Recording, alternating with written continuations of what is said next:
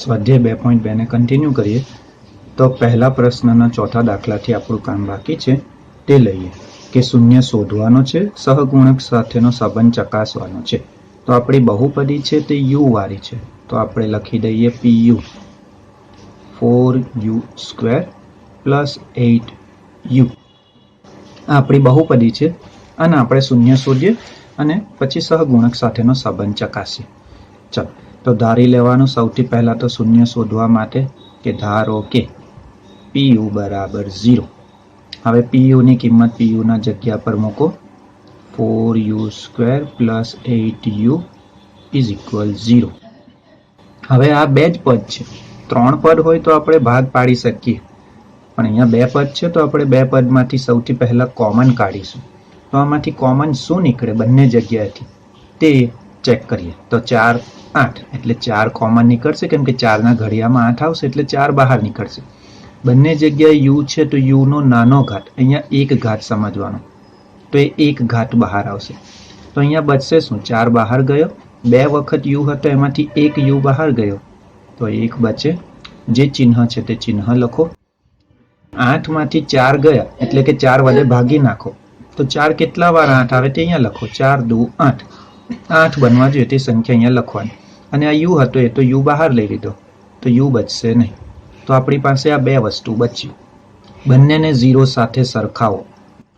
4u = 0, u + 2 = 0. તો આમાંથી u 4 છેદમાં જશે તો એ તો 0 જ થઈ જશે. ચલો, 1 u મળી ગયું એટલે કે 1 શૂન્ય મળી ગયું. આમાંથી u આ બે સામે જશે તો -2 થઈ જશે, તો આ બીજો u પણ મળી ગયો. મતલબ કે આપણને 2 શૂન્ય મળી ગયા. હવે સંબંધની શરૂઆત કરીએ. શૂન્યનો સરવાળો, શૂન્યનો સરવાળો કરીએ આપણે. તો આ પહેલું શૂન્ય વત્તા બીજું શૂન્ય. 0 નું તો કંઈ ઇમ્પોર્ટન્ટ નથી, તો આપણું ચિહ્ન થઈ જશે +, -2. આ આપણો આન્સર રહેશે. હવે આપણે આન્સર આ નથી લાવતા, આગળ જે રીતના બધી ટ્રીક વાપરી હતી તે પ્રમાણે ABC લખી દઉં. તો આપણી બહુપદીમાં સ્ક્વેરની આગળ જે હોય તે a, તો a છે 4. b x કે u ની આગળ જે હોય તે 8. c અચળ પદ કે જેમાં ચલ નહીં હોય, તો આપણી પાસે કોઈ અચળ પદ નથી એટલે કે 0. તો આપણી પાસે ABC છે. હવે આપણે સરવાળાનું સૂત્ર બનાવીએ. તો -b/a. આ માઇનસ રહેશે, b ના જગ્યા પર b લખો, a ના જગ્યા પર a લખો. તો આ ઉડી જો જાય તો 4 દુ 8, -2 આવશે. તો આપણી પાસે -2 છે તેની જગ્યાએ આ વસ્તુ લખીએ, -8/4. આનો જવાબ -2 આવશે જ. તો આપણે આ રીતનું ગોઠવણી કરીને ત્યાં જે આવતું હોય તે લખીશું. હવે આને શબ્દમાં લખી દઉં. તો ઋણ તો આપણા સૂત્રમાં આવે જ છે એટલે લખીશું b. b કોનો સહગુણક છે આપણા દાખલામાં? u નો સહગુણક. 4 એટલે a કોનો સહગુણક લઈએ છે? વર્ગવાળાનો, તો u² નો સહગુણક. જે ચલ હોય તેના માટે લખવાનું. ચલો, સરવાળાનું કામ પૂરું. હવે આપણે ગુણાકાર વાળું લઈએ. શૂન્યનો ગુણાકાર. તો આપણી પાસે આ જ બે શૂન્ય છે તેનો ગુણાકાર કરીએ. 0 × -2. 0 સાથે કંઈ પણ હોય ગુણાકાર 0 જ થઈ જશે. ચાલો, એના માટે પણ આપણે સૂત્ર બનાવીએ. તો ગુણાકારનું સૂત્ર છે c/a. c છે 0, a છે 4. તો આનો જવાબ આવશે 0. તો આપણી પાસે 0 જે છે તેની જગ્યાએ આ ગોઠવણી કરીશું. અપૂર્ણાંક વાળું જ લખવાનું હંમેશા. ચલો, આ લખી દીધું. 0 એ કયું પદ છે? c એટલે કે અચળ પદ. a છે 4, 4 મતલબ કે a x² નો સહગુણક હોય એટલે કે અહીંયા આપણે u² નો સહગુણક લખીશું. તો આપણું કામ પૂરું. કે શૂન્યનો સહગુણકો સાથેનો સંબંધ ચકાસો. તો સરવાળા અને બાદબાકી વાળું કામ કરી અને સૂત્ર લાવવાના શાબ્દિક. તો આપણું કામ પૂરું. હવે આપણે લઈએ બીજો દાખલો 5. તો પાંચમા દાખલાની રકમ લઈએ. પહેલા પ્રશ્નનો પાંચમો છે તેની. તો રકમ છે પીટી બરાબર ટી વર્ગ ઓછા 15. તો અહીંયા આપણી બહુપદી ટી વાળી છે. તો આપણે ફરીથી સેમ કામ કરીએ. ધારો કે પીટી બરાબર 0. પીટીના જગ્યા પર એની કિંમત લખો. ટી વર્ગ ઓછા 15 બરાબર 0. હવે અહીંયા પણ ફરીથી બે પદ છે, પરંતુ બે પદમાં ફરક એ છે કે એક વર્ગવાળું છે અને એક અચળ પદ છે. આગળના દાખલામાં એવું હતું કે એક વર્ગવાળું હતું અને બીજું પણ યુ વાળું, મતલબ કે ચલવાળા જ બંને પદ હતા, અચળ પદ નહીં હતું. તો આપણે કોમન કાઢી શકતા હતા. જ્યારે આમાંથી કોમન નીકળશે નહીં, તો આમાં આપણે આ રીતની ગોઠવણી કરવી પડશે. એ વર્ગ ઓછા બી વર્ગ, આના બે ભાગ પડે, એક વાર વત્તા એક વાર ઓછા. આ તમારા 8મા 9મા ધોરણના સૂત્ર છે ને ઘણી જગ્યાએ કામ લાગશે 10મા ધોરણમાં. એ વર્ગ ઓછા બી વર્ગ નિત્ય સમ છે. તો આ વર્ગ કાઢી નાખવાનું. અંદર જે છે તેને એકવાર સરવાળામાં લખીશું, અંદર જે છે તેને એકવાર બાદબાકીમાં લખીશું, બે અલગ બ્રેકેટમાં.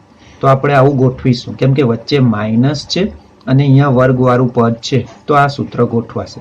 તો આપણે આને વર્ગવાળું બનાવવું પડે. તો કોનો વર્ગ 15 આવે? તો 15 તો કોઈનો વર્ગ નથી. તો પછી આપણે અહીંયા વર્ગ તો ગોઠવવો જ પડશે. આ સૂત્ર લાવવા માટે બંને જગ્યાએ વર્ગ જોઈશે. તો કંઈ નહીં, આને આ રીતનું ગોઠવો. ટી વર્ગ તો બેઠું રહેવા દો. આ 15ને વર્ગમૂળ આપો અને વર્ગ આપો. તો આ વર્ગમૂળ નીકળી જશે એટલે કે 15 બચે. બરાબર. વર્ગમૂળમાં તમે 9મા ધોરણમાં શીખ્યા છો કે વર્ગ અને વર્ગમૂળ બંને એકબીજાને કેન્સલ કરશે તો અંદરની સંખ્યા બચે. તો મતલબ કે વર્ગમૂળ 15 નો વર્ગ 15 થશે. તો આપણી ગોઠવણી હવે થઈ ગઈ. બંને જગ્યાએ વર્ગ આવી ગયા, વચ્ચે માઇનસ પણ છે. તો આપણે ઘાત સિવાયનું લઈએ અને આ પ્રમાણેનું કામ બનાવીએ.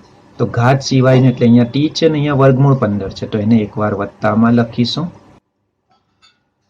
આપણું પહેલું પદ થઈ ગયું. હવે એ જ બેને એકવાર બાદબાકીમાં લખીશું, એટલે એ આપણું બીજું પદ થશે. તો આપણા બે બ્રેકેટ આવી ગયા. બંને બ્રેકેટને 0 સાથે સરખાવી લો. આ પહેલાને 0 સાથે, આ બીજાને 0 સાથે. તો આના પરથી ઋણ 15 વર્ગમૂળ વાળું આપણું પહેલું શૂન્ય, અને આની પરથી આપણને ધન 15 વાળું શૂન્ય મળશે. તો આપણા બે શૂન્ય આવી ગયા. બરાબર. તો જ્યારે પણ વર્ગ દેખાય ને વચ્ચે માઇનસ હોય તો આ પ્રમાણેનું સૂત્ર નિત્યસમ ગોઠવવાનું અને એના પ્રમાણે તમને બીજ મળશે. ચલો હવે આપણે સરવાળો કરીએ. તો પહેલું કામ લઈએ શૂન્યનો સરવાળો. તો શૂન્યનો સરવાળો, આપણી પાસે બે શૂન્ય છે, ઋણ વર્ગમૂળ 15 વત્તા ધન વર્ગમૂળ 15. તો આ તો ઉડી જશે, તો જવાબ આવશે 0. તો હવે આપણે એબીસી લઈએ અને એના પ્રમાણે કામ કરીએ. એબીસી. એ છે તે વર્ગની આગળની સંખ્યા, એટલે કે એકડો, કોઈ સંખ્યા નથી એટલે, તો એ એકડો છે. બી જે છે તે ટી, જે ચલ હોય તેની આગળ. તો આપણી પાસે એકલો ટી નથી એટલે એનો સહગુણક 0 લઈશું. અને સી એટલે અચળ પદ, તો અચળ પદ છે ઋણ 15. ચલો એબીસી મળી ગયા. હવે આની પરથી સૂત્ર બનાવો સરવાળાનું. માઇનસ બી બાય એ. આ માઇનસ બી છે 0, એ છે એકડો, લખી દેવો અહીંયા 0/1 અને આ માઇનસ છે તો ગોઠવાઈ ગયું. હવે લખો ઋણ 0 એ કોણ છે? તો બી નો સહગુણક. આ બી છે એટલે કે ટી નો સહગુણક આપણે આમાં લઈશું. તો અને નીચે એ એકડો. એ કોનો છે? વર્ગનો સહગુણક હોય. બરાબર. જો હું આ બહુપદીને વ્યવસ્થિત લખીને સરખાવું તો આવું બને. ટી વર્ગ બરાબર એ ટી વર્ગ વત્તા બી ટી વત્તા સી બરાબર 0. જો આની સાથે સરખાવું તો મારો એ વર્ગની આગળ હોય તે એટલે એકડો, બી ટી ની આગળ જે હોય તે, તો આપણી પાસે એકલો ટી નથી એટલે એને 0 લેવાનું. સી એટલે એકલું અચળ પદ ઋણ 15. તો આ રીતના સરખાવીને તમે એબીસી લઈ શકો છો. ચલો હવે કરીએ ગુણાકાર. શૂન્યનો ગુણાકાર. तो अपनी पासे पहलू शून्य छे ते आ छे ऋणवाळुं गुणिया बीजू शून्य छे ते आ छे धनवाळुं। चलो माइनस प्लस माइनस रहेशे अने 15 નો વર્ગ 15 નું વર્ગમૂળ 15 નું વર્ગમૂળ એટલે એને આપણે બે વખત છે તો 15 ના વર્ગમૂળનો વર્ગ લખી શકીએ બરાબર। જો 5 ગુણ્યા 5 હોય તો આપણે 5 નો વર્ગ લખી શકીએ, x ગુણ્યા x હોય તો x નો વર્ગ લખી શકીએ, તો વર્ગમૂળ 2 ગુણ્યા વર્ગમૂળ 2 હોય તો વર્ગમૂળ 2 નો વર્ગ લખી શકીએ। તે જ પ્રમાણે વર્ગમૂળ 15 છે તો વર્ગમૂળ 15 નો વર્ગ, तो वर्ग वर्गमूल एक बीजा ने कट करशे तो बची जशे ऋण 15 खाली आ बचशे। तो हवे आपणे गुणाकारनुं सूत्र रफ में बनावीए। तो सी बाय ए सी छे ऋण 15 ए छे एकड़ो, तो आपणुं गुणाकार माटेनी पण गोठवणी थई गई। तो नवी लाइन में लखी लो ऋण 15 ना छेदमां 1 आ जे आवे ते ज बेठुं लखी दो। तो हवे आने शाब्दिक लखो, ऋण आपणा सूत्रमां नथी એટલે ઋણને આની સાથે લઈ લેવાનું। આ શું છે સી, સી એટલે કે અચળ પદ, અચળ પદ सूत्रमां ऋण નથી એટલે અહીંયા લેવાની, આને ધ્યાન રાખવાનું, આમાં હોય તો લેવાનું। એ બરાબર ને, એકડો એ છે, એ છે તે વર્ગનો સહગુણક, ટી વર્ગનો સહગુણક। તો આપણું બીજું કામ પણ પૂરું। અને છેલ્લું લઈ લઈએ કે જેમાં फरीथी अपनी पासे 3 पद छे। छठो दाखलो फरीथी px पर आवी जईए। 3x वर्ग ओछा x ओछा 4 आना शून्य शोधवाना। तो धारो के px बराबर 0, px ना जग्या पर जे बहुपदी छे रकमनी ते लखो। चल छे तो आ बेनो गुणाकार करवानो, ए आवशे 12। 12 ना भाग पाड़ो, बाद बाकी 1 आवे बराबर। तो 12 ना घड़िया लखू छू, जे घड़िया में आवे ते 12 एका 12, 6 2 વાર 12, 4 3 વાર 12। मोटी संख्या ऊपर लखवानी, बाद बाकी सरळताथी थई एटले। अहींया बाद बाकी करूँ तो 11 नथी कामना, अहींया बाद बाकी करूँ तो 4 आ पण नथी कामना, अहींया बाद बाकी करूँ तो 1, तो आपणे 1 लाववानो छे ते कामनो छे। चलो हवे जवाबनुं चिन्ह ऋण जोईए छे। तो ज्यारे पण ऋण जोईता होय, बादबाकी करवानी होय तो आ बे अलग अलग चिन्ह लेवा पड़े। तो जवाबनुं चिन्ह मोटा ने आपो, नाना ने एनाथी विरोधी चिन्ह। तो 4 मांथी 3 जशे 1, मोटुं ऋण ऋण 1। हवे अहींया सहगुणक छे एटले शॉर्टकट नहीं चालशे, आ चल पाछळ लखी दो। तो आपणे 1x नी जग्याए आ बे वस्तु गोठवीशुं। तो हूँ पहला वर्गवाळुं लखुं छुं, तेनी पछी 3x लई लऊं चिन्ह सहित, कॉमन काढवामां इजी रहे એટલા માટે, બીજું કંઈ નહીં। પછી 4x અને x છેલ્લી સંખ્યા, આ બેની જોડી બનાવીશું। તો આમાંથી કોમન નીકળશે 3x બ્રેકેટમાં x + 1 -4 કોમન નીકળશે।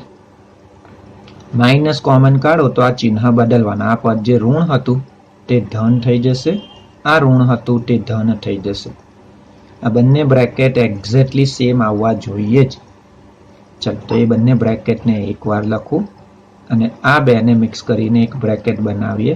3x - 4 = 0। तो आ पहला ने 0 साथे सरखावो, आ बीजा ने पण। तो आनी परथी एक सामे जशे -1, शॉर्टकट में लखीए आना परथी डायरेक्ट। तो 4 अने डिवाइडेड बाय 3, तो 4/3, 4 ना छेदमां 3। आ 4 सामे जशे धन थशे, आ 3 सामे जशे छेदमां जशे। तो आपणने 2 शून्य मळी गया। हवे काम शरू करीए सरवाळानुं। शून्योनो सरवाळो ऋण 1 वत्ता 4 ना छेदमां 3। आ पहलुं शून्य, आ बीजुं शून्य। अपूर्णांक छे तो लसा काढवो पड़शे। तो 1 અને 3 નો લસા 3 આવે, અને 3 બનાવવા માટે 3 થી ગુણો, અને 3 બનાવવા માટે 1 થી ગુણો। આ નવી લખેલી સંખ્યા ઉપર ગુણીએ તો 3 એકા 3 -3 પ્લસ 1 4 વાર 4 છેદમાં લસાના 3। 4 માંથી 3 જશે 1 છેદમાં 3। આ બચ્યું। હવે એબીસી લઈ લઈએ અને ગોઠવણી જોઈએ। तो ए छे तगड़ो, બી છે ઋણ 1, સી છે ઋણ 4. ચલો એબીસી તો મળી ગયા. હવે સૂત્ર બનાવો સરવાળાનું. આ માઇનસ બ્રેકેટમાં બી એટલે -1 છેદમાં એ એટલે 3. તો આપણે આવું બેઠું અહીંયા ગોઠવી નાખીએ. -1 છેદમાં 3. તો આ થઈ ગયું. અહીંયા જે પણ આવે તેવું બેઠું લખો. જો આ માઇનસ માઇનસ +1 થઈ જ જશે ને છેદમાં 3 બધું ઓટોમેટિક ગોઠવાઈ જશે. તો આપણા સૂત્રમાં માઇનસ છે એટલે આ માઇનસને બહાર રાખો. આ ઋણ 1 બી છે. બી એટલે કે x નો સહગુણક. આ 3a છે. a એટલે કે x વર્ગનો સહગુણક. સરવાળા વાળું કામ તો પૂરું થઈ ગયું. હવે ગુણાકાર. શૂન્યનો ગુણાકાર. તો આપણી પાસે પહેલું શૂન્ય છે ઋણ 1, બીજું શૂન્ય છે 4/3. તો આનો ગુણાકાર કરીએ તો અંશ-અંશનો ગુણાકાર. માઇનસ પ્લસ માઇનસ 1 4 વાર 4. નીચે કોઈ સંખ્યા નથી, એક જ છે તગડો, તે લખો. ચાલો સૂત્ર બનાવો ગુણાકાર. c/a. c કેટલો છે? -4. a છે 3. તો આપણું આવું જ બેઠું જ ગોઠવાઈ જ ગયું છે, એક્ઝેક્ટ સેમ ટુ સેમ. તો કંઈ ગોઠવણી કરવાની જરૂર નથી આમાં. આ આપણું અચળ પદ છે ચિહ્ન સહિત. તો આવી ગયું અચળ પદ. અને આ છે a એટલે કે વર્ગનો સહગુણક. તો આપણું કામ પૂરું. તો મતલબ કે તમારે સહગુણક સાથેના સંબંધમાં આવું શાબ્દિક સૂત્ર લાવવાનું છે. તેના માટે અહીંયા ગોઠવણીની જરૂર પડે તો કરો. આ જેમ મેં બતાવી એ ક્યાંથી લાવવાની? સૂત્ર પરથી લઈ લેવાની, બેઠથી લખી દેવાની કે આવું જોઈએ છે એટલે આ બની ગયું. તો આ રીતના દાખલા તમને પરીક્ષામાં પૂછાય છે જ સંબંધવાળા. અને એના પછીનો બીજો પ્રશ્ન પણ કામનો છે જે આપણે નેક્સ્ટ ટાઈમ જોઈશું. ચલો તો બાકીના વિડીયો જોતા રહેજો.